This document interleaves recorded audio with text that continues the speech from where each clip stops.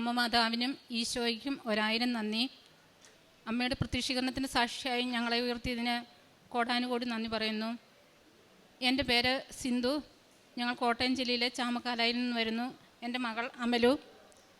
ഞങ്ങൾ ഉടമ്പടി എടുക്കാനുള്ള കാരണം എൻ്റെ മകൾക്ക് നഴ്സിങ്ങിന് പഠിക്കുവാൻ പോയപ്പോൾ തൊട്ട് ഭയങ്കര ബുദ്ധിമുട്ടായിരുന്നു. അതുപോലെ എൻ്റെ ഭർത്താവിൻ്റെ പാർക്കിൻസൺസ് രോഗം, അതാണ് മെയിനായിട്ട് ഞങ്ങൾ ഉടമ്പടി എടുക്കുവാനുണ്ടായ കാരണം. മകളുടെ സാക്ഷ്യം മകൾ തന്നെ പറയും. എൻ്റെ ഭർത്താവിന് പാർക്കിൻസൺസ് രോഗമായിട്ട് 15 വർഷമായിട്ട് ആകെ വയ്യാതിരിക്കുകയായിരുന്നു. ഒത്തിരി ട്രീറ്റ്മെൻറ്റ് ചെയ്തു, മരുന്ന് കഴിച്ചുകൊണ്ടിരിക്കുകയായിരുന്നു.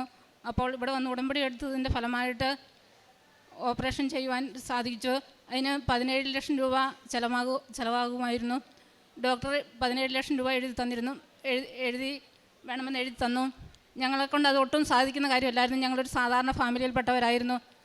അതിൻ്റെ ഉടമ്പടി എടുത്ത് പ്രാർത്ഥിച്ചതിൻ്റെ ഫലമായി നേർച്ച വസ്തുക്കളുടെ ഉപയോഗത്താൽ ഭർത്താവിന് ഓപ്പറേഷന് ഉള്ള പൈസ ഞങ്ങളുടെ ബന്ധുക്കളും ഇടവകയിൽ നിന്നും ഞങ്ങൾക്ക് അത് പെട്ടെന്ന് തന്നെ റെഡിയാകുകയായിരുന്നു. 1 മാസം കൊണ്ട് തന്നെ പലരിൽ നിന്ന് ഞങ്ങൾക്ക് അത് ദൈവത്തിൻ്റെ ഓരോ ആൾക്കാർ വന്ന് ഞങ്ങളെ സഹായിക്കുകയായിരുന്നു.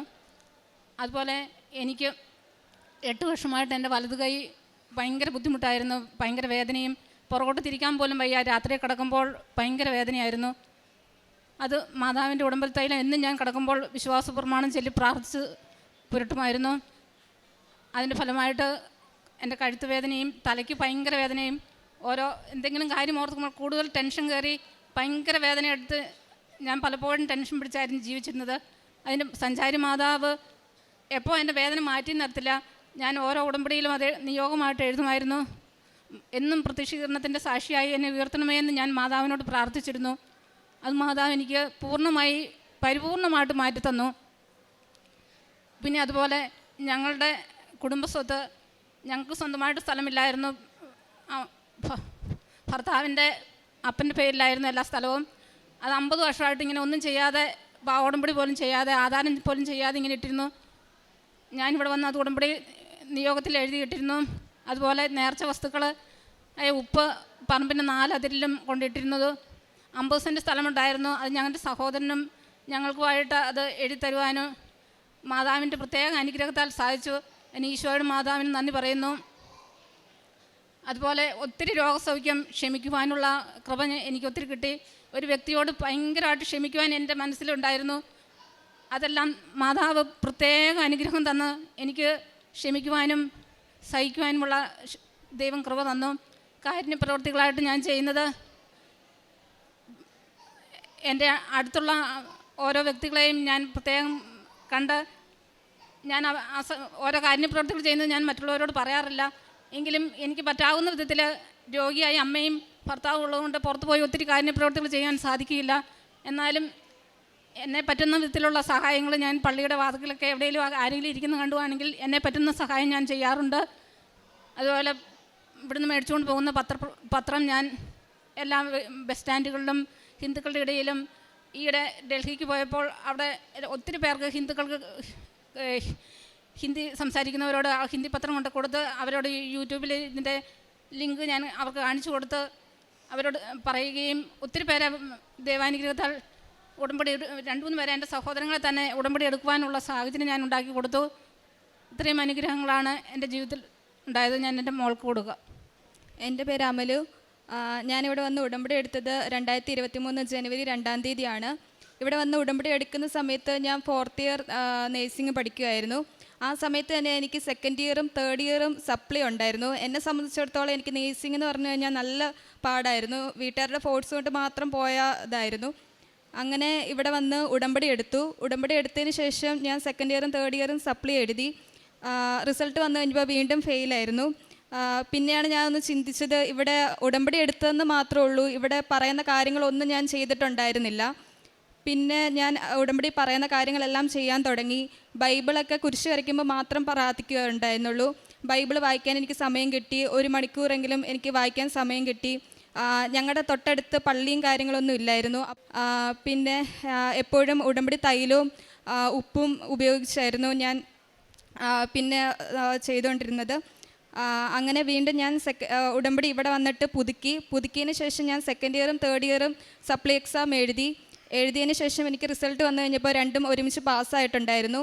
പിന്നെ ഫോർത്ത് ഇയറിൻ്റെ എക്സാം ആയപ്പോഴത്തേക്ക് എനിക്ക് ആകെ 1-1.5 മാസം ഉണ്ടായിരുന്നുള്ളൂ, പഠിക്കാൻ ടൈം ഉണ്ടായിരുന്നുള്ളൂ.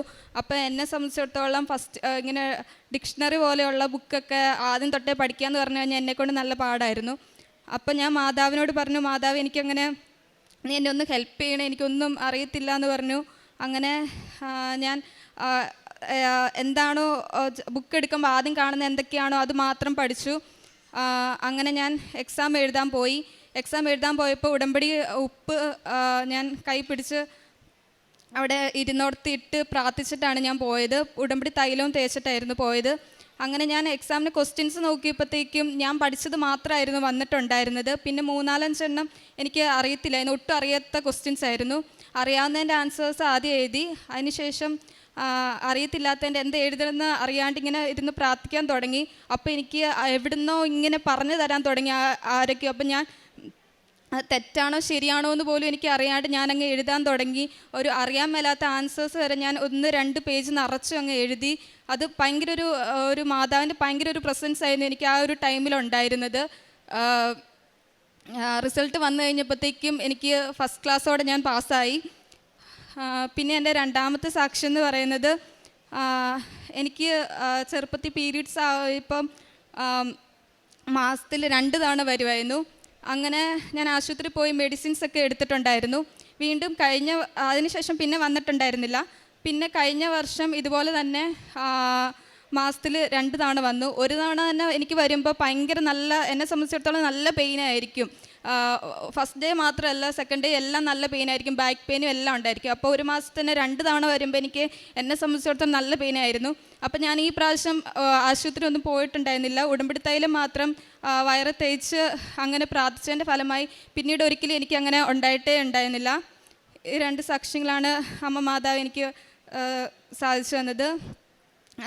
പിന്നെ എനിക്കറിയാവുന്ന ഫ്രണ്ട്സിനും എല്ലാവർക്കും ഞാൻ ഇവിടുത്തെ ഉടമ്പടി ധ്യാനത്തിൻ്റെ ഇത് യൂട്യൂബിൽ ഇത് അയച്ചു കൊടുക്കുമായിരുന്നു. പിന്നെ ബൈബിൾ വായിക്കാൻ നേരത്തെ ഒന്നും അത്രയും പ്രാർത്ഥന ഉള്ള ഒരു ആളൊന്നും അല്ലായിരുന്നു. അങ്ങനെ പ്രാർത്ഥിക്കാൻ ടൈം കിട്ടി. ഇപ്പോൾ വീട്ടിൽ വരുമ്പോൾ ആണെങ്കിൽ തന്നെ പള്ളിയിൽ പോയി പ്രാർത്ഥിക്കാനും എല്ലാം എനിക്ക് ഒരുപാട് സാധിക്കുന്നുണ്ട്. അമ്മയ്ക്കും മാതാവിനും ഒരുപാട്. ജെറമിയ 31:16 കർത്താവ് അരുളി ചെയ്യുന്നു, കരച്ചിൽ നിർത്തി കണ്ണീർ തുടയ്ക്കൂ, നിൻ്റെ യാതനകൾക്ക് പ്രതിഫലം ലഭിക്കും. കർത്താവ് അരുളി ചെയ്യുന്നു, നിൻ്റെ ഭാവി പ്രത്യാശാഭരിതമാണ്. സിന്ധു തോമസ് എന്ന ഈ അമ്മയും അമലു എന്ന മകളും ഉടമ്പടി ജീവിതത്തിൽ ലഭിച്ച ദൈവാനുഗ്രഹങ്ങളെ അമ്മ മാതാവിൻ്റെ തിരുനടയിൽ സന്തോഷത്തോടെ സാക്ഷ്യപ്പെടുത്തുകയാണ്. ഉടമ്പടി എന്തെന്ന് നമുക്കറിയാം. പരിശുദ്ധമ്മയുടെ കരം പിടിച്ച് ഈശോയുമായിട്ടുള്ള അഭേദ്യമായ ഒരു ബന്ധത്തിലേക്ക് നമ്മളെ ചേർത്ത് നയിക്കുന്ന ജീവിതക്രമത്തിൻ്റെ പേരാണ് ഉടമ്പടി. ഉടമ്പടി എന്തുകൊണ്ട് കൃപാസനത്തിൽ ലഭിച്ചു എന്നതിന് പരിശുദ്ധ അമ്മ മാതാവ് 2004 ഡിസംബർ 7 ഈ ആലയത്തിൽ പ്രത്യക്ഷപ്പെടുകയും ആ പ്രത്യക്ഷീകരണത്തിൻ്റെ തുടർച്ചയായി ജോസഫച്ചന് കൈമാറുകയും ചെയ്ത ദൈവപര പ്രസാദത്തിൻ്റെ കൃപാവര പദ്ധതിയാണ് മരിയൻ ഉടമ്പടി എന്നത്. എന്തിനു വേണ്ടി ഉടമ്പടി എടുക്കുന്നുവെന്ന് നമുക്ക് ഓർമ്മയുണ്ടാവണം. അത് നമുക്ക് കഴിവിനാൽ നേടാനാവാത്തത്, നമ്മുടെ സമ്പത്തിനാൽ നമുക്ക് നേടാനാവാത്തത്, നമ്മുടെ പരിശ്രമത്താൽ നമുക്ക് ലഭിക്കാത്തത്, ആ നിയോഗങ്ങൾക്ക് വേണ്ടിയാണ് നമ്മൾ ഉടമ്പടി എടുക്കുന്നത്. ഭൗതിക ജീവിതത്തിൻ്റെ ഏത് വിഷയത്തിലും നമുക്ക് ഉടമ്പടി എടുക്കാവുന്നതാണ്. ഉടമ്പടി എടുക്കുമ്പോൾ ശ്രദ്ധിക്കേണ്ടത്, അത് ദൈവകൃപയിൽ ആശ്രയിച്ചുകൊണ്ട് മാത്രം ദൈവശക്തിയാൽ നമുക്ക് കൈമാറുന്ന വിഷയങ്ങൾ മാത്രം അമ്മ മാതാവിൻ്റെ അരികിൽ നിയോഗമായി നാം എപ്പോഴും എഴുതി സമർപ്പിക്കണം. കാരണം ഒരു അനുഗ്രഹം ലഭിച്ചതിന് ശേഷം അതിൻ്റെ കഴിവ് കൊണ്ട്, എൻ്റെ പഠനം കൊണ്ട്, എൻ്റെ സമ്പത്ത് കൊണ്ട്, എൻ്റെ ബന്ധുബലം കൊണ്ട് കിട്ടിയെന്ന് പറഞ്ഞ് ദൈവത്തിന് കൊടുക്കേണ്ട നന്ദിക്ക് ഒരല്പം പോലും കുറവ് വരുവാൻ പാടുള്ളതല്ല. അതുകൊണ്ടാണ് ജോസഫച്ചൻ ഉടമ്പടി ധ്യാനത്തിൽ സംശയമില്ലാതെ പറയുക, നടക്കില്ല എന്ന് പറയുന്നത്, അസാധ്യമെന്ന് പറയുന്നത്, പരിശ്രമിച്ച് പരാജയപ്പെട്ട് തീർന്നത് എല്ലാം ഉപേക്ഷിച്ചത് ആ വിഷയങ്ങൾ മാത്രം അമ്മയുടെ കരങ്ങളിലേക്ക് നിങ്ങൾ എഴുതി സമർപ്പിക്കുക. അതിന് അമ്മ മാതാവ് ഈശോയ്ക്ക് കൊടുത്ത് നമ്മളെ അനുഗ്രഹിക്കുമെന്ന്. ഉടമ്പടി ജീവിക്കുവാൻ എന്താണ് നമ്മളോട് പറയുന്നത്? ഉടമ്പടി ജീവിക്കുവാൻ നമ്മളോട് പറയുന്നത് വിശുദ്ധിയുള്ള ഒരു ജീവിതം ദൈവസന്നിധിയിൽ സമർപ്പിക്കണം. വിശുദ്ധിയുള്ളൊരു ജീവിതം ദൈവസന്നിധിയിൽ സമർപ്പിക്കുമ്പോൾ ദൈവശക്തി നമ്മളിൽ ഇടപെടുകയും ജീവിതത്തിൻ്റെ ഏതൊരു മേഖലയിലുള്ള വിഷയത്തിന്മേലും ദൈവം നമുക്ക് തീരുമാനങ്ങളും സൗഖ്യവും സംരക്ഷണവും നൽകുകയും ചെയ്യും. ഈ അമ്മയും മകളും പറയുന്ന സാക്ഷ്യങ്ങളിൽ നമുക്കിത് കാണുവാനാകും. അമ്മ പറയുന്നുണ്ട്, ജീവിത പങ്കാളിക്കൊരു ഓപ്പറേഷൻ വേണ്ടി വന്നു, 17 ലക്ഷം രൂപ വേണം, കയ്യിലൊന്നുമില്ല.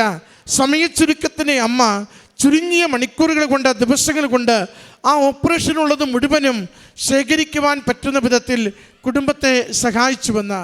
മകൾ പറയുന്നുണ്ട്, അവസാന പരീക്ഷയ്ക്ക് പോകുമ്പോൾ അധികമൊന്നും പഠിച്ചിട്ടില്ല, എൻ്റെ കഴിവിനപ്പുറമുള്ളതാണ് പഠിക്കുവാനുള്ളതെല്ലാം, സമയം കിട്ടിയില്ല. എങ്കിലും പരീക്ഷയ്ക്ക് ചെല്ലുമ്പോൾ ഞാൻ അനുഭവിച്ചത്, എനിക്ക് കൈമാറിയ അനുഭവം, ഞാൻ കണ്ടിട്ടില്ലാത്തത്, ഞാൻ വായിച്ചിട്ടില്ലാത്തത്, ഉത്തരം എന്തെന്ന് പോലും ഞാൻ ചിന്തിച്ചിട്ടില്ലാത്തത് അവ എൻ്റെ കാതുകളിലിരുന്ന് പറഞ്ഞുകൊണ്ടിരിക്കുന്നു, എൻ്റെ കൈ അവ എഴുതിക്കൊണ്ടിരിക്കുന്നു. അതെൻ്റെ അമ്മ മാതാവിൻ്റെ സാന്നിധ്യമായിരുന്നു. അത് എഴുതി എന്നതിലല്ല കാര്യമിരിക്കുക, മറിച്ച് എഴുതിയ പരീക്ഷ വിജയമാക്കി തന്നുകൊണ്ട് ഞാൻ കൂടെയുണ്ട് എന്നമ്മ ഉറപ്പിച്ചു കൊടുക്കുകയാണ്. പ്രിയമുള്ളവരെ, ഉടമ്പടിയുടെ പ്രത്യേകത അതൊരു സന്ദേശം കിട്ടിയാൽ, അമ്മയുടെ ഒരു സാന്നിധ്യം നൽകിയാൽ, ചില കാര്യങ്ങൾക്ക് നമുക്ക് നിർദ്ദേശം കിട്ടിയാൽ അതതിൻ്റെ ഫലം വരെയും കൂടെ ഉണ്ടാകും എന്നതാണ്. അതുകൊണ്ട് ഉടമ്പടിയിൽ നമ്മൾ ദൈവസന്നിധിയിൽ എത്ര കണ്ട് എളിമപ്പെട്ട് നമ്മുടെ ജീവിതത്തെ വിശുദ്ധീകരിച്ചു കൊടുക്കുവാൻ തയ്യാറാകുന്നുവോ അതനുസരിച്ച് എത്ര വലിയ വിഷയത്തിന്മേലും സമയച്ചുരുക്കത്തിൽ നമ്മളെപ്പോലും അത്ഭുതപ്പെടുത്തിക്കൊണ്ട് അമ്മ മാതാവ് തിരുക്കുമാരൻ്റെ ഇടപെടലിലൂടെ നമുക്ക് അനുഗ്രഹം ചൊരിഞ്ഞുകൊണ്ടിരിക്കും. അതുകൊണ്ട് എല്ലാ ഇല്ലായ്മകളും ഏറ്റെടുത്ത് അനുഗ്രഹിക്കുന്ന ദൈവത്തിൻ്റെ പുതിയ കൃപാവര പദ്ധതിയുടെ പേരാണ് മരിയൻ ഉടമ്പടി എന്നത്. എല്ലാ ഇല്ലായ്മകളും, അത് അമ്മ മാതാവാണ് ഇല്ലായ്മകളെക്കുറിച്ച് പറയുന്നത്. അമ്മയാണ് പറയുന്നത്, കാനായിൽ അവർക്ക് വീഞ്ഞില്ലെന്ന്.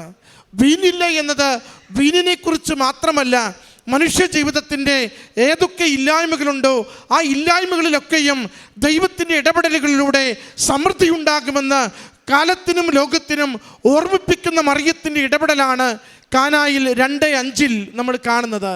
പ്രിയമുള്ളവരെ, യോഹന്നാൻ 2:5 നാം വായിക്കുന്നത് പോലെ ജീവിതത്തിൻ്റെ ഇല്ലായ്മകളെ അമ്മയുടെ കരങ്ങളിലേക്ക് ഏൽപ്പിച്ചു കൊടുത്ത് നമ്മുടെ ജീവിതത്തെ ക്രമപ്പെടുത്തുവാൻ തയ്യാറാണോ? ദൈവത്തിൻ്റെ വലിയ കാര്യങ്ങൾ ജീവിതത്തിൽ അനുഭവിക്കുന്നതിന് അമ്മ മാതാവ് നമ്മളെ സഹായിച്ചു കൊണ്ടിരിക്കും. ഈ കുടുംബത്തിന് ലഭിച്ച ഓരോ അനുഗ്രഹത്തിനും അമ്മ മാതാവിനും തിരുക്കുമാരനും നന്ദി പറഞ്ഞുകൊണ്ട് കരങ്ങളടിച്ച് ഈ സാക്ഷ്യം നമുക്ക് സമർപ്പിക്കാം. അത്യപൂർവ ദൈവാനുഭവങ്ങൾ ഇനി നിങ്ങൾക്കും സ്വന്തം. ഈ യൂട്യൂബ് ചാനൽ ഇതുവരെ സബ്സ്ക്രൈബ് ചെയ്തിട്ടില്ലെങ്കിൽ ഇപ്പോൾ തന്നെ സബ്സ്ക്രൈബ് ചെയ്യുക. ഈ വീഡിയോ ഇപ്പോൾ തന്നെ നിങ്ങളുടെ സുഹൃത്തുക്കൾക്ക് ഷെയർ ചെയ്തുകൊണ്ട് കർത്താവിൻ്റെ പ്രേക്ഷിതരാകുക.